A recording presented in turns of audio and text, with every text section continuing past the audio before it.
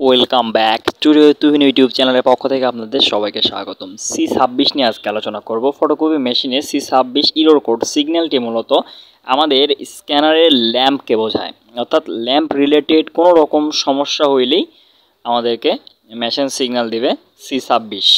যেহেতু এখানে আমাদের ইরর কোড নির্দিষ্ট, কাজেই আমাদের সমস্যা চিহ্নিত হয়েছে।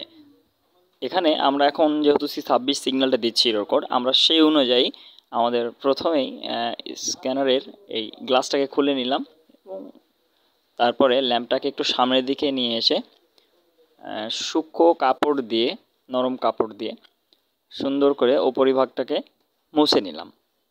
আমাদের কাজ শেষ। এইবার আবার পুনরায় গ্লাসটিকে লাগিয়ে দিন। দেখুন পাশে যে দুইটি স্ক্রু রয়েছে, স্ক্রুগুলোকে সুন্দর করে স্ক্রু ড্রাইভার দিয়ে লাগিয়ে নিন। এরপর প্লাটুন যে কাভারটি আমরা খুলে রেখেছিলাম, পুনরায় আগের মতো প্লাটুন কাভারটিকে সেট আপ করে নিলাম।